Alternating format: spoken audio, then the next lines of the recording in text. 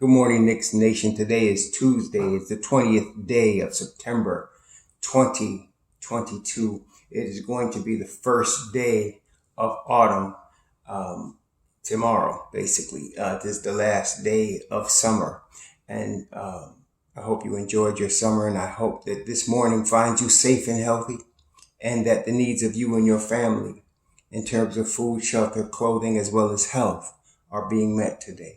Blessings upon those that work in the healthcare field and the first responders who are out here every day trying to save lives, and those that pick up garbage for us to keep streets and highways and parks and sidewalks clean, and those that make deliveries of important things like food for our convenience.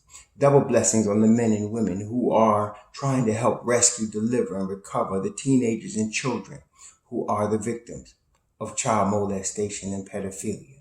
And also those others who are victims of pornography and child pornography, prostitution, child prostitution, human trafficking, and sex slavery. And double curses on the perpetrators, the profiteers, and those perverts who are out here trafficking in human flesh. Finally, blessings upon the homeless. There are nearly 600,000 men, women, and children in the United States without a roof over their head, and millions around the world in similar or worse conditions, and blessings upon them, for theirs is the kingdom. Today I want to discuss one of my favorite players on the New York Knicks, one of my two favorite players, which is Mitchell Robinson. Mitchell Robinson is now 23 years old. He's going into his fifth season. He came into the league in 2018 as a second round pick, 36th pick in the 2019 draft at age 20.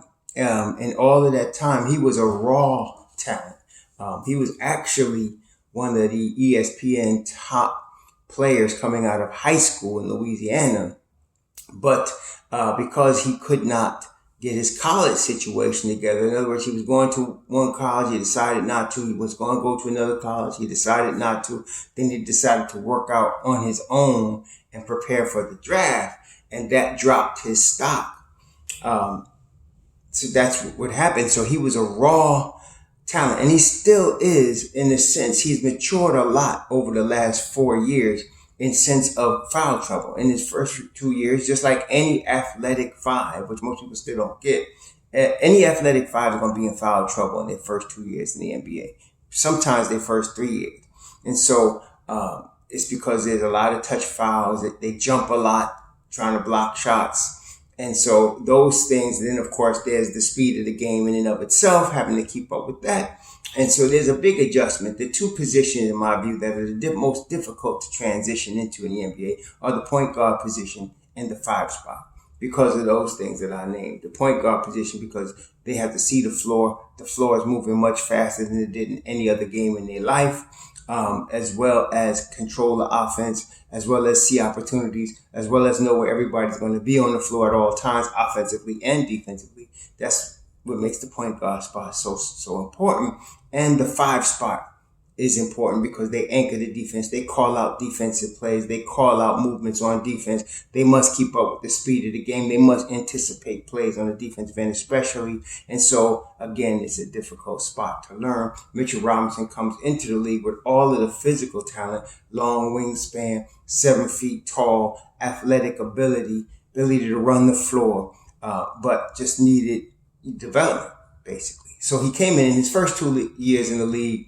He showed flashes, big games in blocks, big games in rebounds, finishing ability. Now, somebody would say, well, he's 7 feet, he should finish. There's a lot of 7 feet guys in the NBA, and he's one of the best at finishing around the rim. So that is something that places him above a whole bunch of other 7-footers in the NBA. Now, because during the course of his 4 years, he has never played with a point guard, that also hindered his development.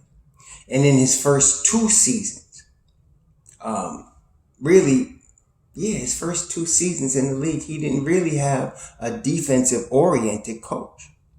It really, actually, I think it was his second year when the Knicks traded for DeAndre Jordan on an expiring deal. DeAndre Jordan probably helped him, counseling him on a defensive anchor spec.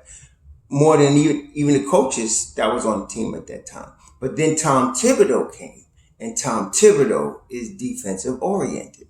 So he and Tom Thibodeau obviously has stated publicly on many occasions that Mitchell Robinson is the anchor of the defense, and he's really relying on Mitchell Robinson, as he should. And Tom Thibodeau likes rim protectors on his defense, and so and that is Mitchell Robinson in spades. The detriment of Mitchell Robinson, the negative, like a lot of people like to point out his lack of a mid-range jump shot. I don't worry about that. See, in some cases, you have to look at what they do well instead of what they don't do, and focus on that and utilize that. Okay. I believe Mitchell Robinson can eventually achieve a mid-range jump shot. I believe he can. He has the talent to do that. There's talent, period. He just has talent, and he's going to be able to do that. But more pressing to me right now is his foul shooting. He has shot 54% from the foul line over his career, and last year was 49. That's unacceptable. And I think it's unacceptable to him. It's unacceptable to Thibodeau, and it's just unacceptable. Now, he has obviously shown videos this summer of working on his foul shooting. I'm not expecting him to be an 80% foul shooter. I would be very happy this year if he can get to 65. See, from 49 to 65 is a big improvement. If we can get him to 65, that would be, a tremendous thing for us. If he can get to 70, that would be great. See, so realistically, we expect an improvement. We're not looking for him to become Emmanuel quickly at the foul line, but if he can improve into the 65 to 70% range, which I believe he's capable of doing, that would tremendously help his game. Now, he averaged about 9 points and 9 boards a game this past season, played about 26 minutes a game, started 62 games, played 72 games. I'm expecting similar time. I'm thinking he probably might up it to 28 minutes a game, maybe. I'm thinking that. If he continues what he has been with the last 2 seasons, which is staying out of foul trouble, he's really done a good job of staying out of foul trouble in the last 2 seasons. I don't think he's fouled out of more than 4 or 5 games in each of the last 2 seasons, because he's really improved in that area, which is very important. Always he has had, because of athleticism, he has had the ability to cover ground. And again, I want to just review why that's important in the NBA today. Back in the 90s and in the 80s and in the 70s and 60s, the big man game in the NBA was physical. Now, that physicality started with George Mikan. You don't know who that is, but George Mikan back in the Minneapolis Lakers before they became the Los Angeles Lakers. And then with Wilt Chamberlain, especially with Wilt Chamberlain, because he was so physically dominant that the refs would allow people to maul him because there'd be no way you could stop him. Okay, it's similar to what happened to Shaq in the 90s. There was a time when Shaq was so physically dominant, head and shoulders physically strong above everyone else, that there's nothing you could do with him except foul him. And they allowed people to maul him, or they would purposely put him on the line because he was a poor foul shooter. But during the course of the 2000s era, after the millennium, especially after 2010, the game changed. They changed the rules, and it's now not as physically dominant as far as aggressively physical under the basket as it used to be, as it was maybe 10 years ago. Now the game on defense is more than like they used to be able to hand check, put their elbow on a person or their forearm and touch them. It's more speed. You have to keep up. You have to be able to move and move your feet and your hips. You have to have length, because speed, athleticism, and quickness are the important things now. It's still a physical game compared to any other game, the college game, any European game. The NBA game is still physical. It's just not as physical as it was. So you need players that can cover ground quickly, to get out on 3-point shooters, to make up for somebody that missed an assignment, to cover ground and make the defense move.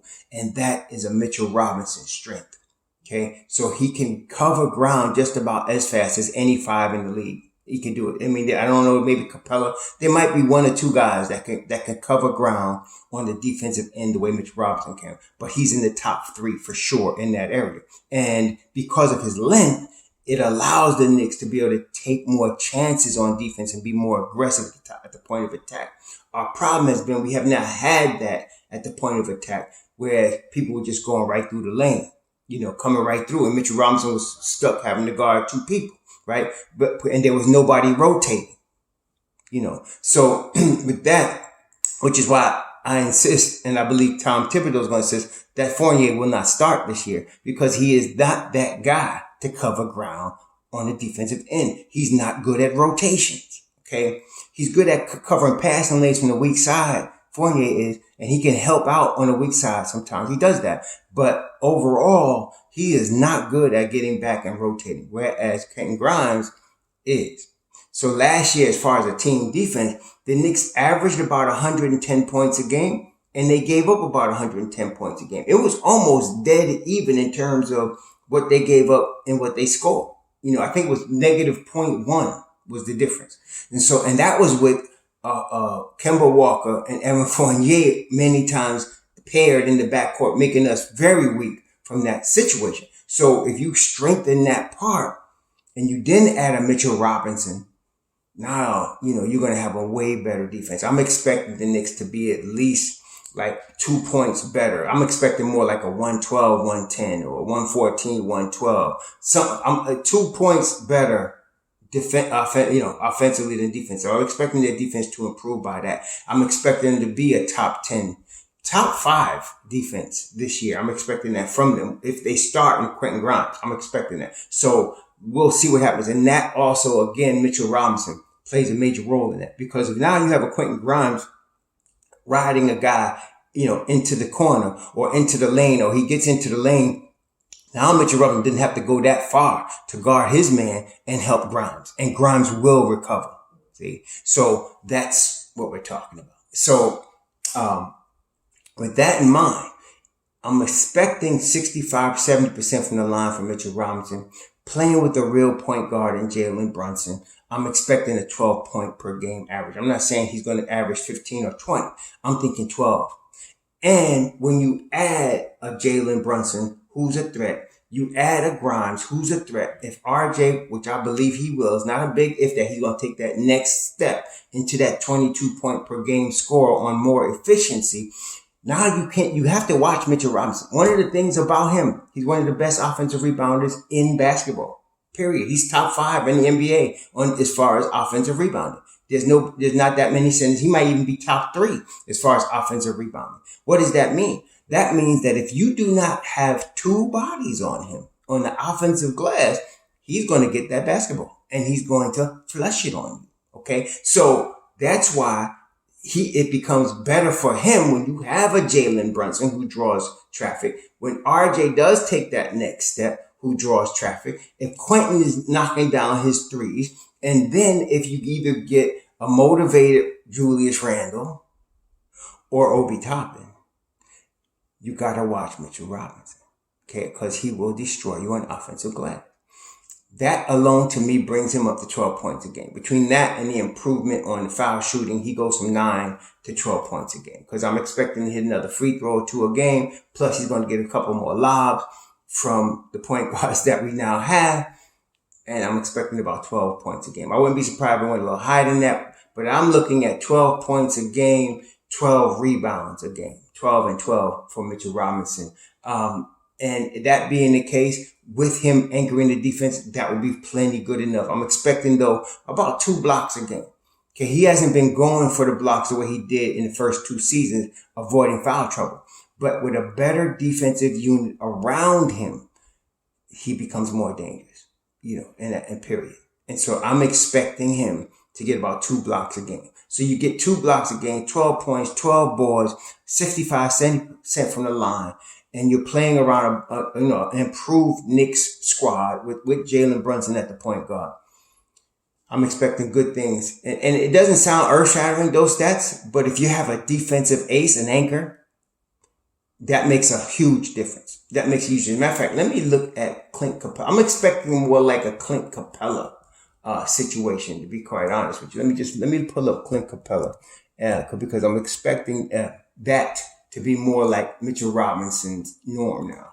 Because now he's got now I'm not saying Trae Young is a great point guard. I call him leprechaun, but he's a great point guard. I got to give it to him. It's just the rivalry with us that I hate him, right? Brunson is not young, right? But Brunson is better than anybody Mitchell Robinson has played with. So Capella, for his career, is a 12-point per game scorer and 11 rebound per game guy. And he shoots 53% from the line. That's his career, okay? He shoots 53% from the line. Mitchell Robinson shoots 54% from the line. He's a 8 rebound per game and 8 points a game. Now, again, the difference is Capella has played with James Harden and Trae Young.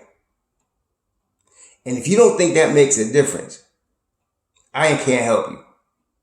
He has spent his career with James Harden and Trae Young. Mitchell Robinson has spent his career with, last year it was Burks, Alec Burks, right? That was the guy last year. Elfrid Payton. Oh, goodness, the tank commander. What was his name? what was his name? Emmanuel something. He was a tank commander. Y'all know who I'm talking about. Let me find him. That's who Mitchell Robinson has played. Those were his point guard. Okay? Those were his point guard. So, there's really no comparison. What's this? The guy that Fizdale said, we're going to get you right, kid. What was his name? Oh my gosh. But anyway, I'm searching for him now. But that's who Mitchell Robinson had the pleasure of spending his first 4 seasons with. Frank Ntilikina, who already played, Dennis Smith Jr., Trey Burke, Emmanuel Mudiay. That's the dude, Emmanuel Mudiay. So listen, compare James Harden, league MVP, triple-double threat, and he also played with CP3 down here in Houston. And then Trae Young, compare that to Emmanuel Mudiay, Elfrid Payton, Alec Burks. And tell me, with Jalen Brunson, he ain't going to get better. So, yeah, I'm expecting bigger things from Mitchell. And I try to be conservative on my estimate here. So I say 12 and 12. It could very well be. He could score 15 a game. He could. He could get 12, 13 rebounds a game. He could. I don't know. It depends on injury also because, he played 72 games last year. He missed 10 games. If he can, do that again, because he twists his ankle a lot. Last year was the ankle. He kept twisting the ankle, man. So if he can get past that, but really and truly in this day and age, if we could get 72 games a year out of him, I'm happy with that. And then be ready for the playoffs. I'm happy with that. So, I'm looking for MitchRob to be the anchor of the defense, to give us 12 and 12, to be really a force on the offensive glass, like he always is, but even more so this year with the added help. It's going to be good. It's going to be good. I'm very excited for him. I just hope he stays healthy. He's another one that has to stay healthy, man. If we could stay healthy, we're going to be really good. Now, Isaiah Hartenstein is a backup. Now, will he be better than the backup? We'll see. Right now, for me, the Knicks signed him as a backup. They did not sign him to be the starter. And if he can just do his job as a very good backup to Mitchell Robinson, the Knicks are going to be really good on defense. They're going to be really good. Offensively, yes, that's going to be good too. The problem, of course, is Tom Thibodeau. I don't know what he's going to come out with as far as schemes offensively. Hopefully he does come up with something. But defensively is where it all begins. So if we could be a top 5, which I really expect because of a Mitchell Robinson, with Hartenstein backing him up and Jericho Sims behind him. And believe me, it's an 82-game season. Between foul trouble, between twisted ankles, between back-to-backs, which the Knicks have like 12 or 14 of them, all of those guys are going to play. All of those guys are going to play. And they're all good, right? So Hartenstein and Sims, they got to be prepared because MitchRob is going to be able. He's probably going to play 72 games, sit 10 games, which means Hartenstein going to start 10 and Sims behind him. And then you're going to have your back-to-back. Again, you're going to have your twisted ankle. All that's going to happen. Okay. So with all of that, all three of those guys are going to play. But MitchRob is going to be the anchor of the defense. And if he can get 28 minutes a game and play 72 games, the Knicks are a top 5 defense in the NBA. And if they're a top 5 defense in the NBA, let me tell you something. They're a top 6 or 7 seed in the East. Okay? That's with the horrid offense.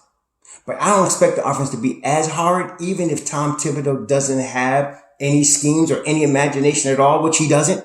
But because it's Jalen Brunson running it. And I'm not saying Jalen Brunson is by no means CP3. But man, as I said, he's 2 steps ahead of every other guard we've had over the last 4 years.